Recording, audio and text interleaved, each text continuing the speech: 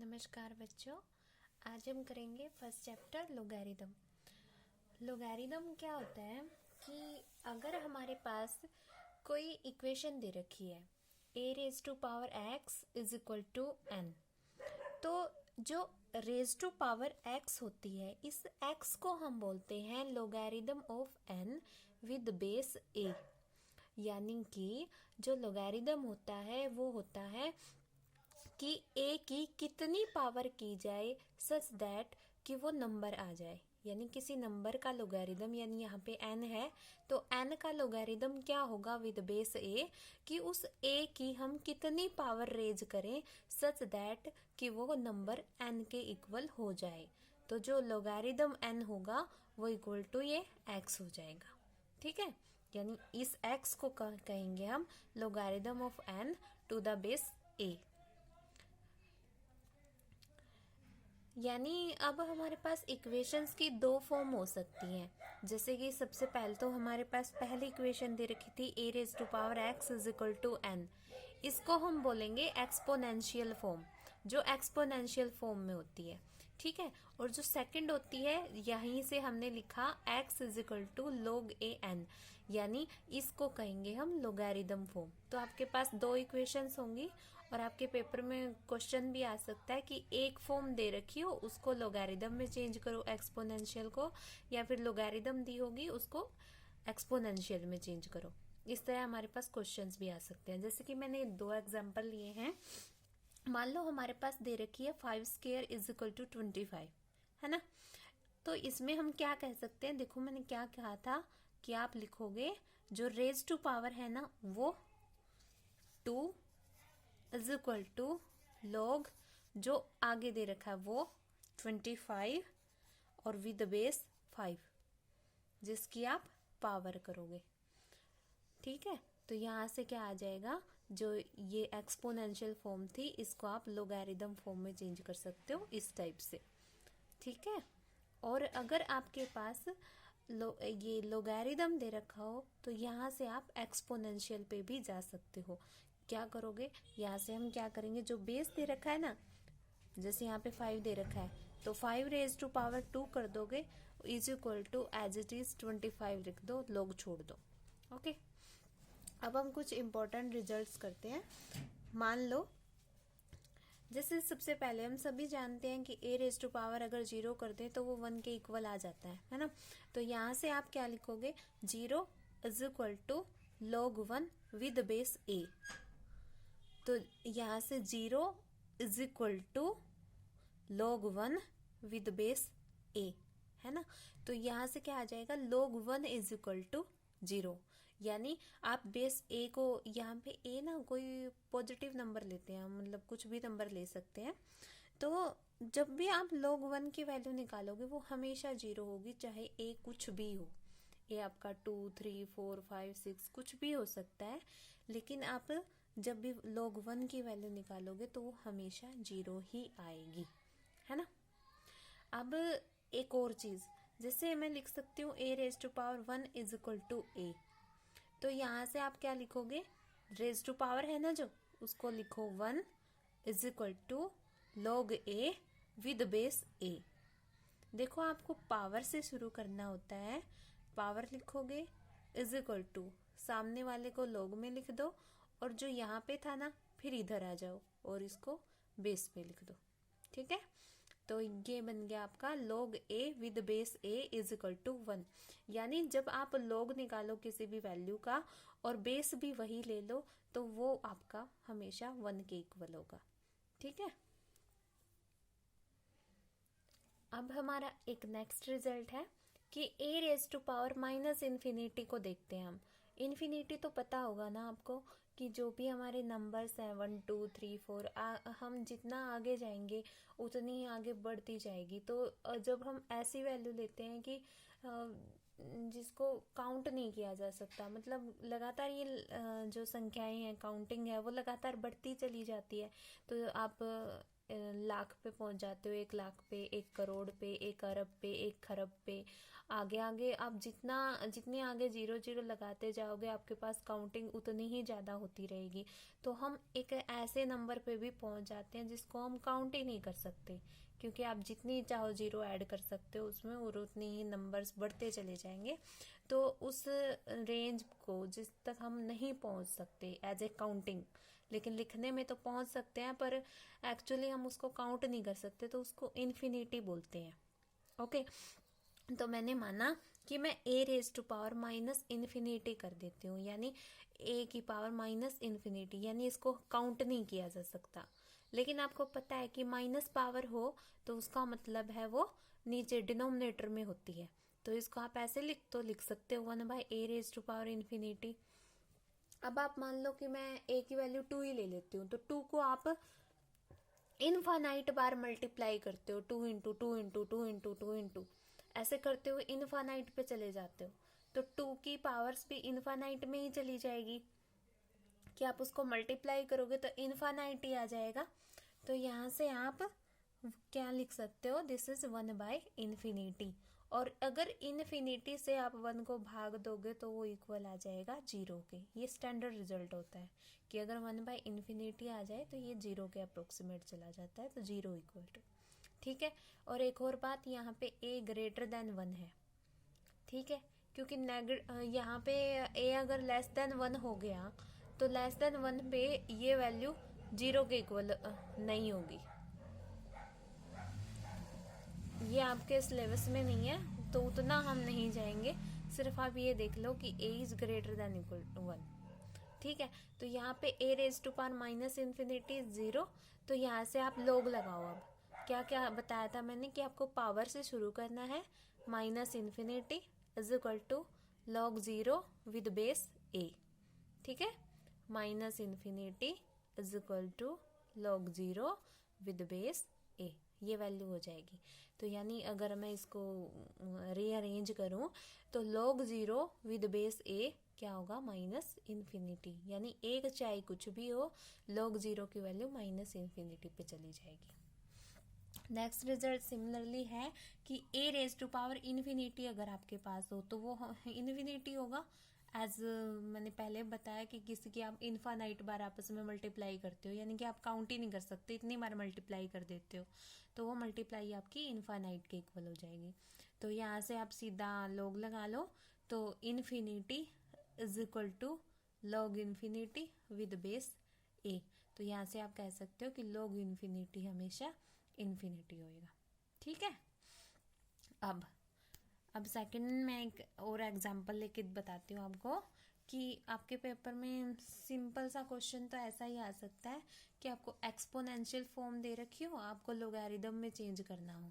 तो एक्सपोनेंशियल दे रखा है, मान लो 3 raise to power 5 is equal to 243, तो आप लॉग लगाओगे दोनों साइड। तो आप क्या करोगे, 5 पावर से 5 is equal to log 243 with base 3।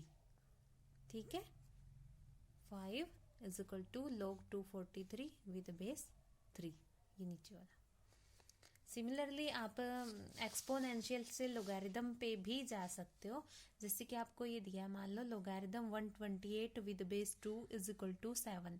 इसको आपको एक्सपोनेंशियल फॉर्म में लेके जाना है, तो ये आप मुझे गिवन है, तो आप क्या करोगे, लोगारिथम वाले जो है ना उसको एज इट इज लिखोगे, 128 इज इक्वल टू जो बेस दे रखा है उसकी पावर बढ़ा दोगे जो इज इक्वल टू में है, 128 is equal to 2 raise to power 7। ठीक है, ऐसे आप एक्सपोनेंशियल पे जा सकते हो। अब एक और एग्जांपल लिया है मैंने कि log with base 3 into log log 512 with base 2 with base 3, इसकी वैल्यू निकालो। तो इसके लिए सबसे पहले मैं इसकी वैल्यू निकाल लेती हूँ कि log 512 विद बेस 2 क्या होगा। तो उसके लिए हम इसको x मान लेते हैं।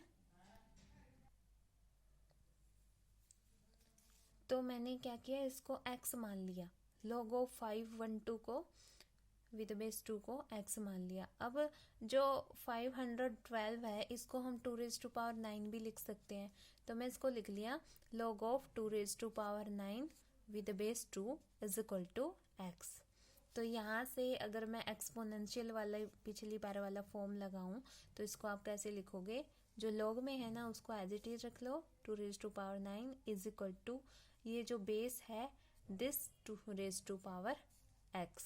ठीक है, अब अगर मैं इसको कंपेयर करूं तो मेरा जो x है वो किसके इक्वल होना चाहिए, 9 के, यानी x इज इक्वल टू 9। लेकिन x मैंने माना क्या था, वो तो माना था log 512 विद बेस 2, तो ये इक्वल टू 9 आ गया। अब मुझे निकालना क्या था, log of this with base 3। अब ये तो x था मेरा जिसकी वैल्यू 9 है, तो ये मेरा आ गया log ऑफ 9 विद बेस 3, है ना। तो इसको मैं y मान लेती हूँ, जैसे कि हम पहले किया था इक्वल टू x मान के, अब इसको हम y मान लेते हैं। तो दोनों साइड आप क्या करो कि एक्सपोनेंशियल फॉर्म में लेके जाओ। तो मैं इसको वैसे मैंने ये कर दिया कि 9 को 3 स्क्वायर लिख लिया, पर आप सीधा भी कर सकते हो कि आप लिख लो 9 is equal to 3 raise to power y। तो 3 raise to power y is equal to 9। अब 9 है 3 स्क्वायर, ओके, आप कंपेयर करोगे तो y इज इक्वल टू 2। लेकिन मेरा y क्या था, y तो मेरा ये था, ये माना है मैंने y, तो जो मैंने वैल्यू निकालनी थी दैट इज इक्वल टू 2 आ गई। Hence proved. अब एक और एग्जांपल लिया है मैंने कि आपको दे रखा है log of x with base 16 is equal to 5/4। तो आपको x निकालनी है कि x क्या होगा, तो यहाँ पे आप सीधा एक्सपोनेंशियल लगा दो कि x is equal to 16 raise to power 5/4। अब 16 को हम लिख सकते हैं 2 रेज टू पावर 4, तो 2 रेज टू पावर 4 करूंगी तो 4 से 4 कट गया, 2 रेज टू पावर 5 बचा, तो x इज इक्वल टू 32 आ गया। ओके, अब हमारी हैं कुछ इम्पोर्टेंट प्रॉपर्टीज लोगैरिथम की। जैसे सबसे पहली प्रॉपर्टी है प्रोडक्ट फॉर्मूला, यानी कि अगर आपके पास दे रखा हो log of m into N with base a, तो वो जो प्रोडक्ट है वो आपकी प्लस में चेंज हो जाएगी, यानी log of M N with base a is equal to log m with base a plus log n with base a। तो ये प्रूव करने के लिए मैं पहले इसको x मान लेती हूँ, इसको y मान लेती हूँ। तो log of m with base a is x and log of n with base a is equal to y। आप इसको एक्सपोनेंशियल में चेंज करो तो m is equal to a raise to power x, similarly n is equal to a raise to power y। अब आप किनके multiply कर दो, क्योंकि मुझे mn लेके आना है इसलिए मैं मल्टीप्लाई कर रही हूँ।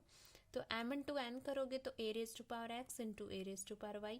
अब इनके बेस बराबर है तो ये जो प्रोडक्ट है वो सम में चला जाएगा, तो a raise to power x plus Y. अब इस एक्सपोनेंशियल फॉर्म आ गई मेरे पास, ये इसको आप लोगैरिथम में चेंज कर दो, तो log of m into N is equal with base a is equal to x plus Y. वही किया है, power x plus Y is equal to log of m into N with base a। Okay, अब जो कि क्योंकि x और y तो मैंने माने थे, तो x एंड y की आप वैल्यू पुट कर दो, log m with base a plus log n with base a। तो ये आपका प्रोडक्ट फॉर्मूला आ गया।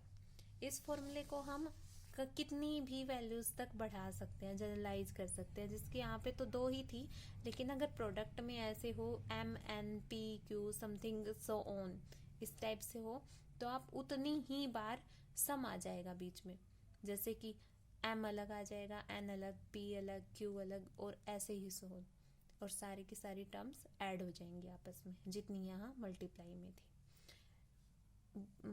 पर आप इसमें कंफ्यूज मत होना कि यहाँ मल्टीप्लाई है और यहाँ जाके ये प्लस में हो रहा है। ऐसा नहीं है कि यहाँ भी प्लस है और यहाँ भी प्लस है, ये नहीं होता है।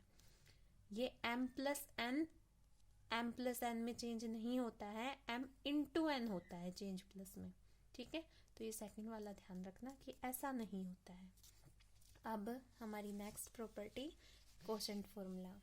कोशेंट फॉर्मूला में क्या होता है कि अगर log of m by n होगा तो ये आपका log of m minus log n में चेंज हो जाएगा। मैं यहाँ पे बार बार बेस नहीं बोल रही हूँ, ये हमारा आप ये मान के चलो कि विद बेस ए सबके साथ है, तो इसलिए मैं इसको log of m by n ही बोल रही हूँ। ठीक है, तो सिमिलरली जैसे हमने यहाँ पे मल्टीप्लाई करी थी, आप क्या करना, वहाँ पे डिवाइड कर देना। डिवाइड करोगे तो ये m by n आ जाएगा इधर, और इधर माइनस आ जाएगा, क्योंकि a raise to power x divide by a raise to power y होगा। तो यू नो कि डिवाइड में हो तो पावर्स घट जाती हैं, तो a raise to power x minus y आ जाएगा यहाँ पे, और जब आप लॉग में चेंज करोगे तो यहाँ पे प्लस की बजाय माइनस आ जाएगा। जैसे कि यहाँ पे मैंने करके भी दिखाया है कि यहाँ पे x माइनस वाई आ गया, और x और y की आप दोबारा वैल्यू पुट करोगे तो यह माइनस आ जाएगा। ठीक है, और सिमिलरली आप पहले की तरह कंफ्यूज मत होना कि यहाँ डिवाइड है और इधर माइनस में जाना है, यहाँ पे भी डिवाइड नहीं है। ओके, नेक्स्ट बहुत ही इम्पोर्टेंट फॉर्मूला है मेरे पास कि पावर फॉर्मूला। पावर फॉर्मूले में क्या होता है कि log of m raise to power अगर n हो तो क्या होगा, वो पावर आगे आ जाएगी n, और log m as it is रह जाएगा, यानी जो पावर है वो आगे आ जाती है। तो इसमें भी आप क्या करोगे, जो क्योंकि log m दो बार आ रहा है तो मैं इसको x मान लेती हूँ, log m is equal to x। तो यहाँ से अगर आप उस पे जाओगे, एक्सपोनेंशियल फॉर्म पे जाओगे, तो a raise to power x is equal to m, है ना। अब दोनों तरफ क्योंकि मुझे m की पावर n चाहिए, तो आप n रेज टू पावर बढ़ा दो, a raise to power x raise to power n is equal to m raise to power n। तो m raise to power n आपका क्या आ गया कि a raise to power nx आ गया, है ना। अब एक्सपोनेंशियल फॉर्म आ गई आपकी, और मुझे m raise to power n के साथ log लेके आना है, यानी आप इसको लोगारिदम में चेंज करना पड़ेगा। तो इसके लिए आप क्या करोगे, power is equal to log of m raise to power n with base a, ऐसे करोगे। Power is equal to log of m raise to power n with base a। तो यहाँ से आपका n और x की वैल्यू क्योंकि मैंने मानी थी, ये रख दो आप, n into log of m with base a is equal to log of m raise to power n with base a। ये प्रूव हो गया। नेक्स्ट है आपकी बेस चेंजिंग फॉर्मूला, कि आपको के पास कहीं बेस दे रखा है log of m with base b दे रखा है मान लो, तो आप उसको log of m with base a में चेंज कर सकते हो विद सम कंडीशंस। तो उसके लिए मुझे ये फॉर्मूला प्रूव करना है, तो मैं इसमें क्या मानूंगी कि इस ऊपर वाले को आप x मान लो, नीचे वाले को आप y मान लो। तो यहाँ से आप एक्सपोनेंशियल पे जाओगे तो a raise to power x is equal to m, and यहाँ से आपके पास आ जाएगा a raise to power y is equal to b, है ना। क्योंकि दोनों में a कॉमन है, तो यहाँ से मैं a की वैल्यू निकाल लेती हूँ, a raise to power a is equal to आ जाएगा b रेज टू पावर, इस y को इधर लाओगे तो 1 बाई y। तो यहाँ पे a जो मैंने निकाला है वो वैल्यू आप यहाँ पे रखो, तो b raise to power 1 by y raise to power x is equal to m हो जाएगा। ये पावर मिलके x बाई y बन जाएगी इज इक्वल टू m। तो यहाँ से अब एक्सपोनेंशियल पे आते हैं हम वापस। यहाँ से हम विद बेस a चले थे, देखो दोनों में विद बेस a है, और यहाँ पे b रेज टू पावर बन गई है, यानी अगर लोगारिदम लेंगे तो विद बेस b बन जाएगा, है ना। तो हम आ रहे हैं ना विद बेस a से विद बेस b पे, तो यहाँ से आप लोगारिदम लो तो log of m with base b is equal to power x by y आ गया आपके पास, है ना। लेकिन x और y तो मैंने कुछ मानने थे, आप उनकी वैल्यू पुट कर दो, log of m with base a, log of b with base a, तो ये आपका बेस चेंज आ गया। अब एक सिंपल रिमाइंड वाला फॉर्मूला बता रही हूँ, वैसे पेपर में नहीं लिखना है, बस रिमाइंड के लिए, कि log of a with base b, इसको आप ऐसे लिख सकते हो अपने माइंड में, पेपर में नहीं लिखना, log of b divide by log of a, इसको ऐसे लिख सकते हो। तो जैसे ये है log of m with base b, तो इधर क्या लिखोगे, log of m divide by log of b is equal to log of m with base a, यानी log of m divide by log of a, और क्योंकि divide में है log of a b, log of b with base a, तो log b divide by log of a। जो base है ना उसको नीचे log of में लिख लो, ठीक है। तो log a से log a कैंसिल, आपका देखो क्या बचा, log of m by log of b, log of m by log of b, तो दोनों साइड बराबर है।